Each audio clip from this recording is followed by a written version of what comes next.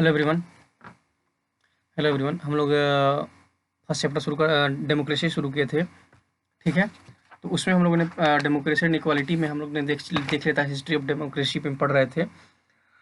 तो आगे बढ़ते हैं इसके आगे। In England king was forced to sign a document called Magna Carta. England ने फोर्स किया कि आप एक डॉक्यूमेंट साइन कीजिए जिसका नाम था Magna Carta, which restricted the power of king. जो पावर किंग का पावर था उसको रिस्ट्रिक्टेड करता था, क्योंकि अंग्रेज आने से पहले यहाँ पे तो राजाओं का शासन था, राजा रहते थे, राजा शासन करते थे अपने अपने एरिया में। According to this, king had to obey the law like all other people, and in case the law was broken by the king। और इस केस में जो नियम था वो राजा के द्वारा तोड़ दिया गया।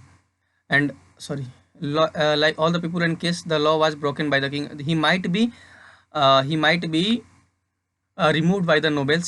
और वो नोबेल्स के द्वारा हटाया भी जा सकता था। The nobles formed council to act as a controlling body on a power of the king. जो नोवेल्स थे, जो नोवेल्स थे, उनको वो किंग के पावर कंट्रोल करने लगते अगर ये मगना कार्टा अगर साइन होता, तो इसके आधार पर ये था।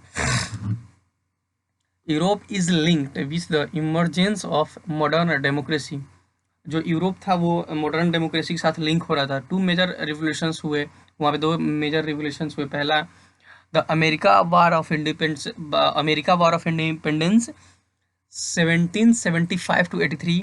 1775 से 83 तक एक लड़ाई चला जिसको नाम था, जिस अमेरिका की स्वतंत्रता का लड़ाई के लिए 75 से 83 तक की लड़ाई चली। And the French revolution 1789 to 99 were important of contribute greatly in the development of democracy.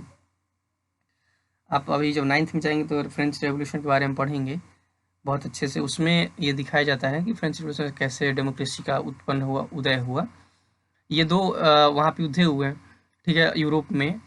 The glorious revolution 1688, जो ग्लोरियस रेवोल्यूशन था वो 1688 में हुआ। When which is also called a bloodless revolution led the foundation of the first democracy principle of the rule of law. ये कहा जाता था कि ये बोल्डलेस रेवोल्यूशन था जिसमें डेमोक्रेसी को फाउंड करने के लिए, मतलब स्थापना करने के लिए बहुत अच्छा मुद्दा मिला। French people through the French Revolution emphasized that the country should be ruled by laws passed by the people। Through the French revolution के द्वारा ये नियम लगाया कि जो वही रूल लागू होगा या कार्य करेगा जो हमारे द्वारा, जो व्यक्ति के द्वारा पास होगा। डेमोक्रेसी का मतलब यही होता है, for the people bye the people. In French the national constituency assembly adopted the declaration of right in French, the National Constitutional Assembly adopt the Declaration of Right, Declaration of Right of the Man and of the Citizens in 1789। 1789 में जब French revolution हुआ तो वहाँ पे एक जो वहाँ की नेशनल असेंबली थी उसने रूल लगाया कि जो भी राइट होगा वो मैन और सिटीजन्स के द्वारा डिक्लेयर किया जाएगा। With recognized that the all man are equal by nature and before the law.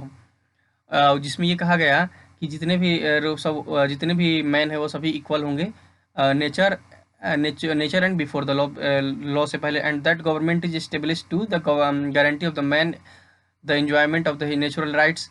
This rights are equally liberty, security and property.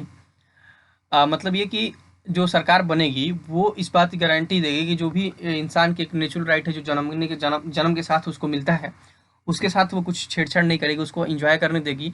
जैसे कि जो इक्वालिटी है, समानता है, लिबर्टी है, सिक्योरिटी है, उसकी सुरक्षा के लिए, उसकी प्रॉपर्टी है, जो भी उसकी धन दौलत है, उसके प्रति वो कुछ ऐसा व्यवहार नहीं करेगी जिससे कि दूसरे को उनको आहत पहुंचे। Later on 19th and 20th century, बाद में 19वीं और 20वीं शताब्दी में, the idea of democracy further develop in the new dimension when it was felt that equal as established in the democracy should be extended from political field to economy and social life of the people। Later on बाद में 19वीं और 20वीं शताब्दी के बीच में जो एक democracy का वो नया रूप एक सामने आने लगा, ठीक है, जिसमें it was felt that equality of establish in the democracy should be extended.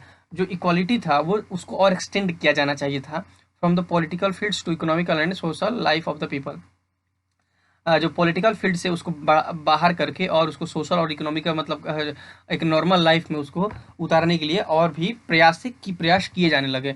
Most country of Asia and Africa, बहुत से ऐसे कंट्री थे जो Asia Africa after gaining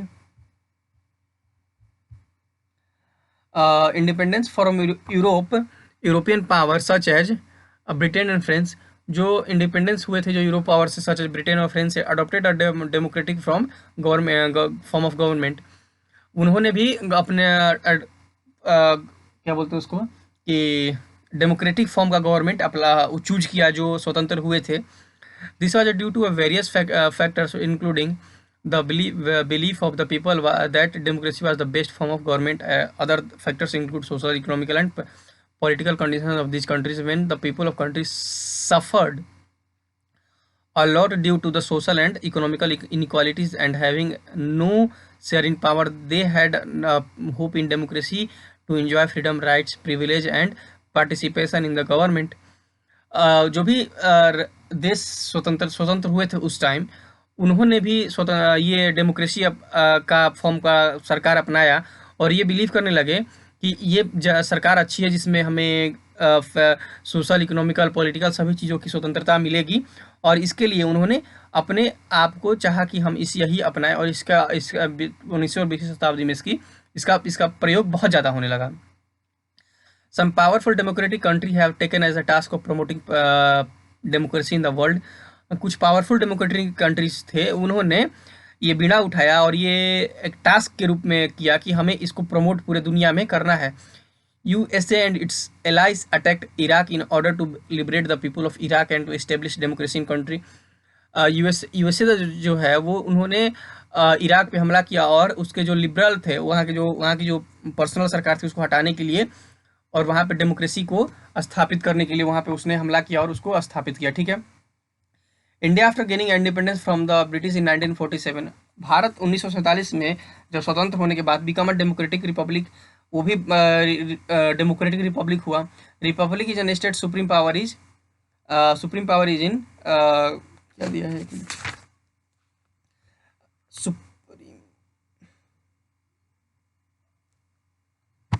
supreme power in held by the people and their elected representative, जो उसका supreme जो मुख्य power होता है वो पीपल और उसके इलेक्टेड रिप्रेजेंटेटिव के पास होता है। Our neighbours such as Pakistan, Bangladesh, Sri Lanka and Myanmar have the mixed records of experienced different form of government such as democracy, military dictatorship etc. जो हमारे पड़ोसी थे भारत की, जैसे श्रीलंका, म्यांमार है, पाकिस्तान भी है ना,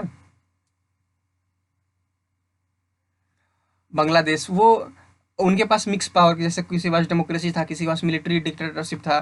तो इन सब चीज़ों को देखते हुए भारत ने डेमोक्रेसी को अपनाया। The main thrust of democracy rule of law and equality, जो मेन अगर एक समरी देखें डेमोक्रेसी क्या है तो rule of law and are equal है, सब इक्वल है। ठीक है, इसके आगे हम कल देखेंगे। आज यहीं तक। जय हिंद, जय भारत।